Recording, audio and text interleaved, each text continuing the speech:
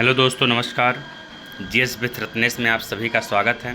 आज के इस वीडियो में हम लोग प्राचीन इतिहास से संबंधित अध्ययन करेंगे और उसके अंतर्गत सिंध घाटी सभ्यता के बारे में जानेंगे, समझेंगे। यहाँ से 1 या 2 नंबर फिक्स है, चाहे वो पेट का पेपर हो या कोई भी परीक्षा वनडे का हो, यहाँ से क्वेश्चन ज़रूर बनते हैं।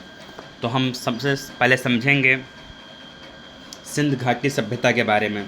तो यह जो है, इसका विस्तार जो है त्रिभुजाकार है। कैसा है इसका विस्तार? त्रिभुजाकार है। इसका जो तिथि है वो जो है 2400 ईसा पूर्व से 2400 ईसा पूर्व से 2400 ईसा पूर्व से 1700 ईसा पूर्व है। 1700 ईसा पूर्व मानी गई है। इसका विस्तार क्या हम बताए हैं? इसका विस्तार त्रिभुजाकार है। सर्वप्रथम इसकी खोज के बारे में बात करेंगे। तो इसकी खोज जो है 1921 में दयाराम साहनी ने की थी। सिंध सभ्यता को आदि ऐतिहासिक अथवा कांस्य युग में रखा जा सकता है। इस सभ्यता के मुख्य निवासी द्रविड़ एवं भूमध्य सागरीय थे। चलिए, ये बात आप लोगों ने समझा होगा। इसके बाद जो है सिंध सभ्यता के अंतर्गत और चलेंगे। यह भारत और विश्व की प्राचीनतम सभ्यताओं में से एक है। एक एक लाइन इम्पोर्टेंट है, इसमें वही लाइन को शामिल ऐड किया गया है जो इम्पोर्टेंट है। परीक्षा के दृष्टि कोई भी निरर्थक शब्द नहीं लिखा गया है इसमें। तो यह भारत और विश्व की प्राचीनतम सभ्यताओं में से एक है। 1826 चार्ल्स मेसन द्वारा सर्वप्रथम इस सभ्यता पर प्रकाश डाला गया। लेकिन अगर खोज पूछ ले गया तो राय बहादुर दयाराम साहनी होगा। और किस सन में हुआ? तो 1921 में हुआ। और सर्वप्रथम इस सभ्यता प्रकाश किसने डाला? तो चार्ल्स मेसन महोदय ने डाला। कब डाला? 1826 में। 1853 ईस्वी में अलेक्जेंडर कनिंघम भारतीय पुरातत्व सर्वेक्षण के पिता ने हड़प्पा का सर्वे कराया था।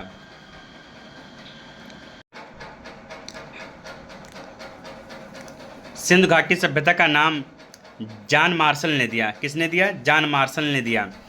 हड़प्पा सभ्यता पहला खोजा गया स्थल पंजाब हो गया, हरियाणा हो गया, गुजरात हो गया, राजस्थान, पश्चिमी उत्तर प्रदेश, बलूचिस्तान, सिंध। ये सब जो है ये खोजा गया स्थल था। किसके तहत? हड़प्पा के तहत ये खोजा गया स्थल था। उसके बाद हम समझेंगे, ये वेरी इंपॉर्टेंट है। ये जो है सिविल में कई बार एक क्वेश्चन पूछा गया यहाँ से। इसका जो सिंध घाटी सभ्यता का विस्तार है, ये हमारा जो है ये पूर्व दिशा है, ये पश्चिम है, ये उत्तर है, दक्षिण है। तो ये प्रश्न बनता है इसमें से कि पूर्वी विस्तार क्या है, पश्चिमी विस्तार क्या है, उत्तरी में क्या है, दक्षिणी में क्या है। तो पूर्वी में आलमगीर है। क्या है? आलमगीर है। सिंध घाटी सभ्यता का पूर्वी विस्तार आलमगीर है। और उत्तरी में मांडा है। और पश्चिम में सुतकांगेडोर है। दक्षिण में दायमाबाद है। क्या है? दायमाबाद है। आपको ध्यान रखना है, आलमगीर उत्तर प्रदेश में है, मांडा जम्मू कश्मीर में है, सुतकांगेडोर बलूचिस्तान में है और दायमाबाद जो है महाराष्ट्र में है। ये बहुत ही महत्वपूर्ण है। इस वीडियो का सबसे इम्पोर्टेंट टॉपिक और इम्पोर्टेंट पेज है ये लाइन। सिंध घाटी सभ्यता के बारे में आप लोग समझ लीजिए। पूर्वी, पश्चिमी, उत्तरी, दक्षिणी किस नदी किनारे है? तो मांडा जो है चिनाब नदी किनारे है। किस नदी किनारे है? चिनाब नदी। और सुतकांगेडोर दास नदी किनारे है। आलमगीर, इसमें नदी का उल्लेख नहीं किया गया है। दायमाबाद जो है परवरा नदी किनारे स्थित है। आप लोग को समझ में आया होगा कि पूर्व में आलमगीर है, पश्चिम में सुतकांगेडोर है, उत्तर में मांडा है, दक्षिण में दायमाबाद है। इसके बाद जो है 13 लाख वर्ग किलोमीटर में यह विस्तृत क्षेत्र पाया जाता है। यह विश्व की सबसे बड़ी सभ्यता है।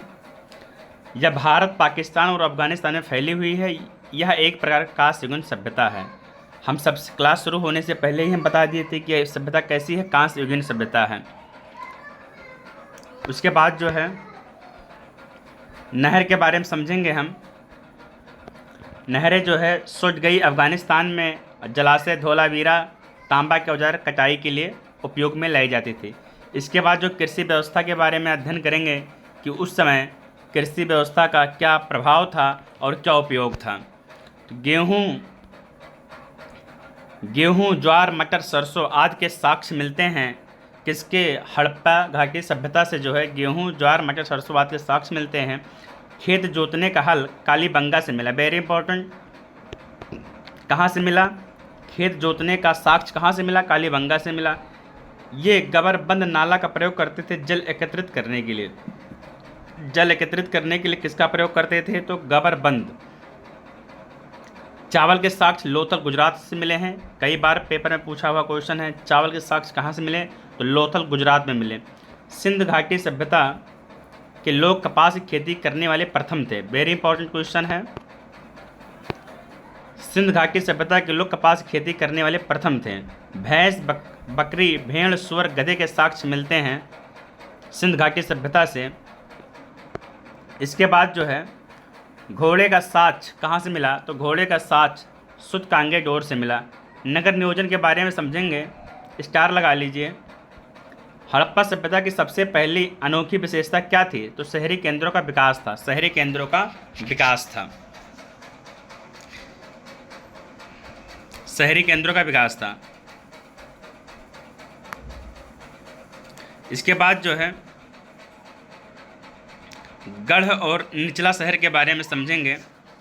गढ़ जो है ऊंचे चबूतरों पर बनाया गया था, आकर निचले शहर की अपेक्षा छोटा था। निचला शहर या शहर के निचले हिस्से में था। नगर का यह भाग गढ़ से कहीं अधिक बड़ा था। आवासीय आवास था और चौहदारों में गढ़ नहीं पाए गए हैं। चन्हुआदड़ मतलब चन्हूदड़ो। धौलावीरा जो है 3 भागों में विभाजित था। पहला है गढ़, मिडल टाउन, निचला शहर। विशाल स्नानागार, ये इंपॉर्टेंट है। विशाल प्रश्न ऐसे पूछता है कि विशाल स्नानागार का साक्ष्य कहाँ से मिला?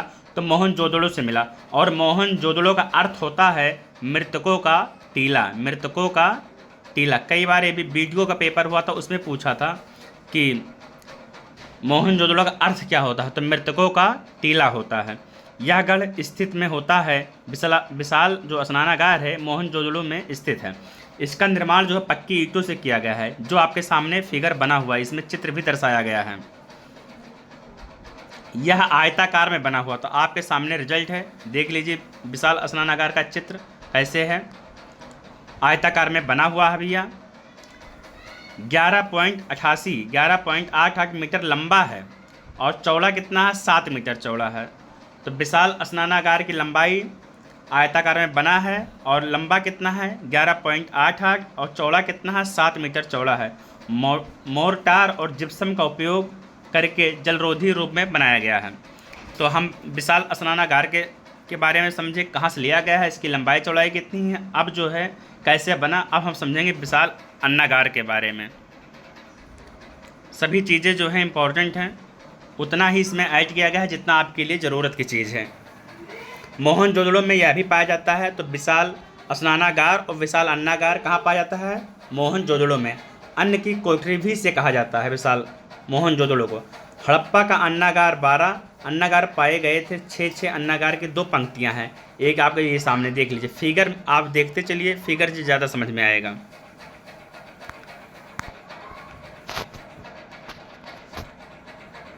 इसके बाद है सिंध घाटी सभ्यता के प्रमुख स्थल।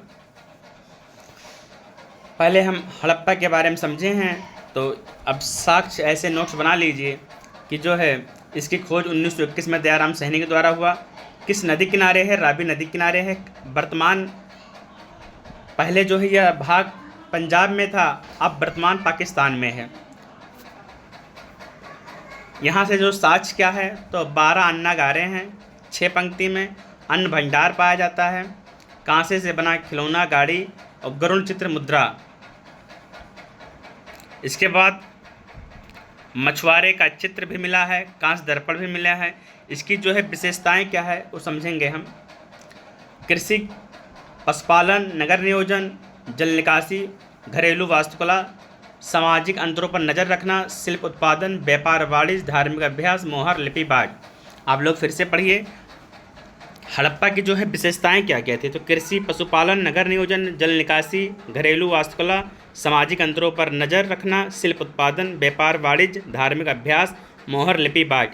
ये सब जो है हड़प्पा की जो है विशेषताएं थी। इसके बाद हड़प्पा काल में कृषि से संबंधित जानकारी नोट करते चलिए।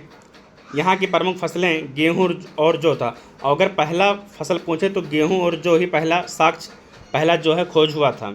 इसके बाद अन्य और भी हैं, कपास है, मसूर है, चना है, तिल है, बाजरा है, चावल है। आहार संबंधी प्रथाएं जले हुए अनाजों एवं बीजों से है। कृषि प्रौद्योगिकी क्या था, तो उसके लिए जो है बैल थे उस समय, मोहरों और टेराकोटा पर जुताई के लिए इस्तेमाल किए जाते थे। हल का टेराकोटा मॉडल चेलिस्तान और बनवाली में पाया गया। जुता हुआ खेत कालीबंगा में मिला। कालीबंगा से साक्ष्य मिला है। 2 समकोण पर खांचे के सेट बनाते थे और अलग अलग फसलें एकत्र के साथ उगाई जाती थी। तो कृषि के बारे में जानकारी मिला आप लोगों को, और हड़प्पा के बारे में जानकारी मिला। कौन खोज किया, किसने प्रकाश डाला, किस नदी किनारे है, पहले कहाँ था, अब कहाँ है, इसके साक्ष्य क्या हैं और विशेषताएं क्या हैं। इसके बाद जो है यहाँ के जो प्रमुख अपवाद के बारे में दर्शाया गया वो भी समझते हुए चलिए। पूरा बस्ती किलेबंदी थी और शहर के भीतर के हिस्से दीवार से अलग थे। लोथल जो है गुजरात में है, भीतरगढ़ के दीवार से नहीं घेरा गया था, बल्कि उसे ऊंचाई पर बनाया गया था। इसके बाद जल के बारे में समझिए कि जल की निकासी कैसे होता था। जल निकास प्रणाली ग्रिड पद्धति वाली सड़कें। और अगर हम पूछें कि हड़प्पा घाटी सभ्यता में कौन सी पद्धति थी, तो वह ग्रिड पद्धति थी। कौन सी पद्धति? ग्रिड पद्धति। गलियां जो समकोण पर प्रतिच्छेदित करती थी। किस पर? समकोण पर। इंपॉर्टेंट है, समकोण पर प्रतिच्छेदित करती थी। नाली प्रणाली बड़े शहरों तथा छोटिया बस्ती में पाई जाती थी। लोथल जली हुई पकी हुई ईंटें से निर्मित होती थी। जल निकासी की प्रक्रिया ठोस अपशिष्ट को साफ करने के लिए नालियों के बीच नापदान था। दक्कानों के लिए चूना पत्थर का उपयोग किया जाता था। रसोई और स्नान घरों में भी नालियाँ होती थी जो सड़क की नालियों से जुड़ी होती। नालियाँ पत्थर की ईंटों से ढकी रहती थी। मेन होल भी होते थे। आप लोग फिगर देख लीजिए, जल निकास की प्रकार जल जो है कैसे निकास होता था, देख लीजिए, आपके सामने फिगर बना हुआ है। फिगर के माध्यम से आप देखेंगे, समझेंगे तो आपके दिमाग में सेट हो जाएगा। तो आज की इस वीडियो में हम लोग यहीं तक अध्ययन करेंगे। मिलते हैं फिर कल इसी समय। जय हिंद, जय भारत।